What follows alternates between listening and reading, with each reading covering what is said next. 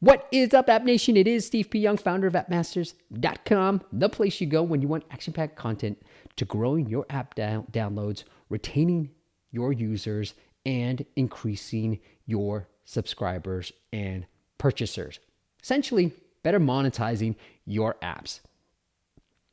In this video, I have a recording from a presentation that I gave at the Mobile Growth Summit that happened in February of 2020, where we talk about the ASO strategies that are working today in 2020.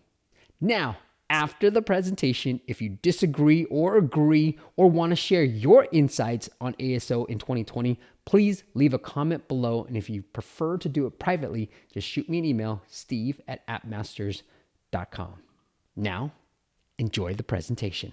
All right, ASO, we're gonna assume everybody knows what it stands for, right? Cool. All right, so what's working today? I wanna go through. Anybody that's like a smaller publisher, they're like, maybe under 1,000 organics a day. Cool. Over 1,000?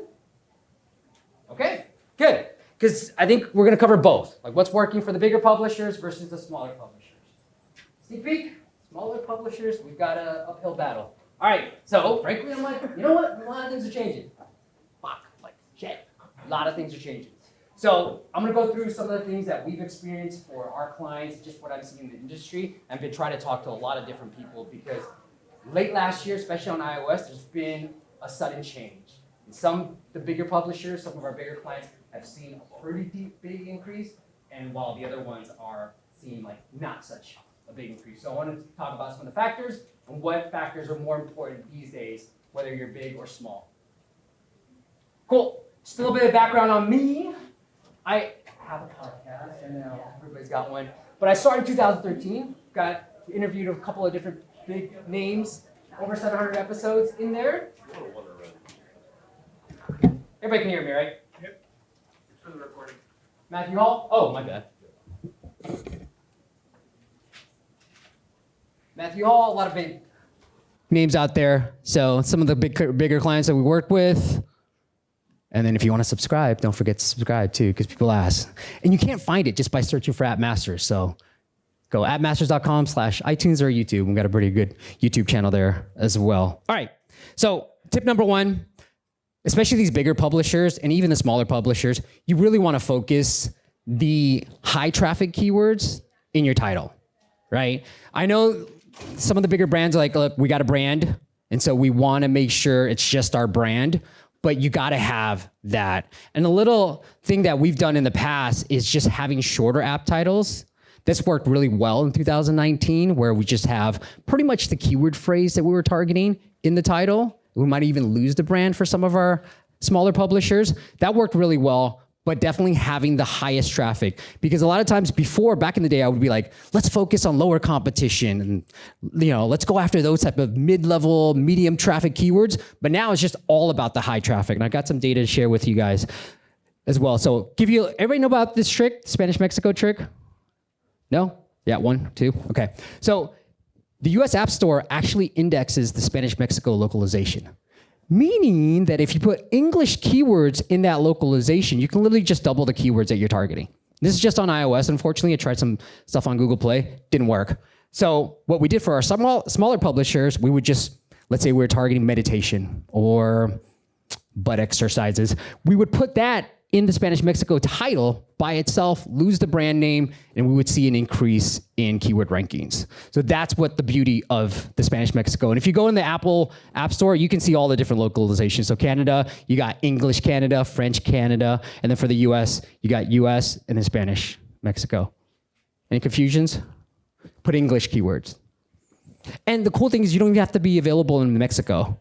Like you could just be US only, put some keywords in the Spanish Mexico localization and be able to rank for them. So what I try to do is some of the less competitive keywords, I throw them into the Spanish Mexico localization. Cool. So here's some case study for a client that we did, and I'm using the different ASO tools. So I don't think it matters which one. These are just happen to be my two favorite that I've been using for a while, Sensor Tower and Mobile Action. But here's a client of ours. And so they weren't doing any type of ASO, and they were ranking pretty well for their brand term and another term. They were number one. They're doing about 80 downloads. It's really like no ASO whatsoever. We did an optimization. This is why I feel like you got to go after these high traffic keywords. We did an optimization. We got to 300 downloads, and we're ranking number 5 for this really high generic keyword. And when we got to number 2, we're getting like 13,000 downloads a day. Only happened for a couple of days, but it was pretty fun. And so when I look at all this data, right, there's a lot of data, traffic, difficulty, search score. I usually try to focus on these lower competition keywords, but now these days we're really focused on this, and we don't really care too much about the competition because those shorter terms were working really well. These days, you're gonna have to test. I think it depends on the app now. The bigger the publisher, the shorter the app names, the better it's gonna be. The smaller the publisher, I'm sorry, there's a lot of things that you're gonna have to focus on to catch up to those bigger publishers. All right, so one of the things that we all have to focus on is generating App Store reviews. They just are a big factor. A lot of the factors now are, I feel like keyword optimization used to be really big. We should just optimize those keywords and in a snap, we get an increase in downloads. But now it's these, like the anatomy of an app, right? So the App Store ratings, you gotta generate a ton. And we actually tried a case study for one of our clients where artificially we're getting more App Store reviews. So I wanna see if getting over 1,000 would tip the scales. Unfortunately, nothing happened, but you still have to get a lot of them. So one way obviously is to embed on iOS that prompt, because then that allows you to just stay in the app and leave 5-star and all that. The thing that we always recommend, and we've seen double for a lot of our clients, is just be aggressive with this, right? I did it on First Open for one of my apps, and I got creamed when people would rate 1 star and be like, I can't use the app without rating the app itself. And so what I usually say is, you guys know all the best practices. Find a nice spot where maybe the user did something amazing and you want to show that prompt, or just show it on second open, right? No, that's what we did. We've seen pretty good results for one of my apps. And for our clients, we've seen double the App Store ratings just by implementing this. Because of the podcast, I get to talk to a lot of cool people, and this is a case study that Zinio put together that I absolutely love. And so what they did was they led the user to a 5-star review. So before, you'd just be like, hey, can you just rate my app? Or the default that we normally see is, hey, are you enjoying our app, right? Plus, down, all that stuff. Zinio, and I like this, and a friend of mine did the same thing. He's seen really good results. Is love our app? Like, do you want to rate it? Is our app a 5-star app? And only if you say yes, do they prompt you with the default. If you say no, go to the normal email form or contact us type of form. So really brilliant, kind of like leading them. And here's what happened to their results. So get this, like in a 9-year span, they got about 8,000 5-star reviews. Within the first month of implementing this, they've already skyrocketed. So that's the number of 5-star reviews. They shared this because they had a bad update and they had like 2.1 rating, average rating. They brought it back to a 4.9 or 4.8. So really brilliant strategy there. Like I said, like keywords probably aren't as important now. So a lot of things that we focus on is creative optimization. So does that mean like app icons, your screenshots? Hugely important. I'll show you some case studies. So this is a client of ours, and this is one of our smaller publishers, but how many think, whoops, okay, I didn't press anything. How many people think that A won in terms of our A/B test? B? So it's actually A, got 25%. This was hugely popular back in like 2009 with the, like the 3D frame, and then everything went flat, and so we did that. And now he uses, for all his new apps, he uses that flat design, but that brought in 50% more downloads without doing anything else. So hugely important to try to do that creative optimization. We didn't change the keywords, we didn't change anything besides the app icon. For one of our other clients, what we did was, especially for the bigger publishers out there, what I always say is like, if you go to any website, what do we try to do? Like I did it from the very start of this presentation. I had social proof. I said, hey, look, I've talked to some amazing people. I've done 700 episodes. Here's some big name clients. But then when we look at an app store and like, hey, I do app store optimization, you just highlight some of the features, right? And so what we did was like, okay, here's our unique selling point. It's simple. This is what we do. That's generally how I like to lead it off with the first screenshot. Then what I'm gonna hit the user with, here's our biggest brands that are using us, right? And so, and if you're a smaller publisher, borrow credibility, right? Like if there's a famous quote out there from Einstein that you were inspired by to build this app, use it, right? Any type of social proof that you can add to the screenshots really help with the downloads. And we got over 91% increase in downloads just by optimizing the screenshots. All right. And on Google Play, if you guys know, it's very easy to A/B test screenshots. Fortunately, on iOS, you have to just update the app and look at the metrics. All right, so backlinks on Google Play, just like SEO, really important. Once you've done all the optimization, you having your title, maybe you having a short description, maybe you spammed your long description with a bunch of different keywords, building the backlinks just like you would from an SEO perspective. So meaning, if I'm trying to rank for meditation and I'm trying to get coverage or I'm trying to build these backlinks on these other websites, well, linking meditation to my Google Play App Store will help with those rankings. And we got some stats for you. I try to block out. Okay, I think I did a good job blocking out. So here's what we did. They were about number, 7, 8 for this keyword. Started building backlinks, got them to be steady at number 2. And this is for a very, very competitive term. So just think blank games.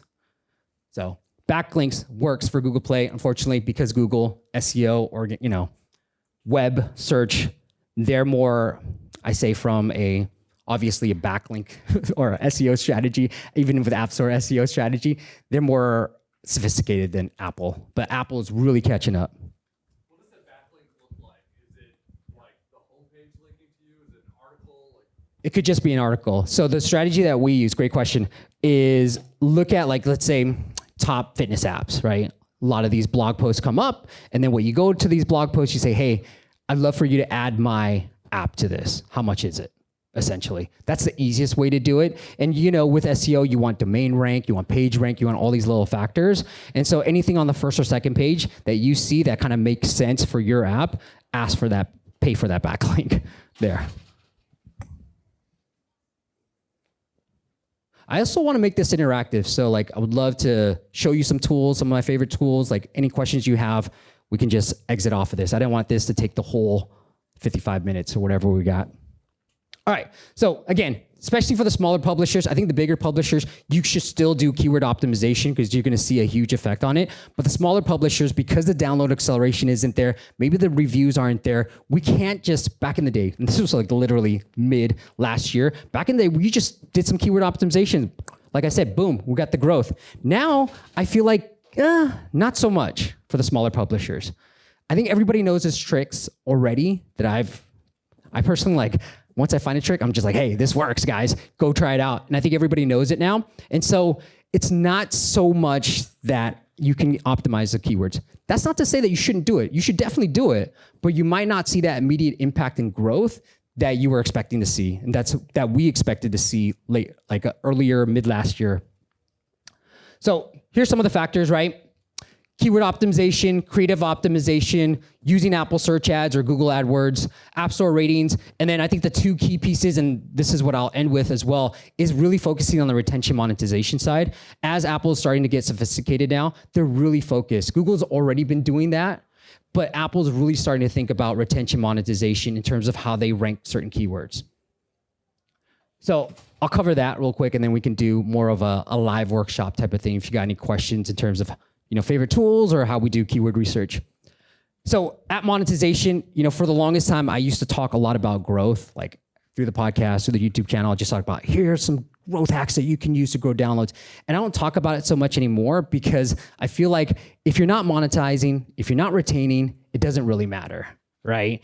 And we used to think, now it's a mature app store, right? And so I try to really talk about okay, retention's way more important than growth. So let's talk through some of these best practices. I'm gonna show you some examples, and I want you guys to kind of, if you guys see a theme developing. So from a monetization standpoint, and one of my friends, he doubled conversions and revenue by doing what I'm about to show you. So if you see this, you see that this is long. So you in the back, you guys in the back might not be able to see this. But any commonalities that you guys seen from these subscription-based apps? This is the onboarding experience, by the way.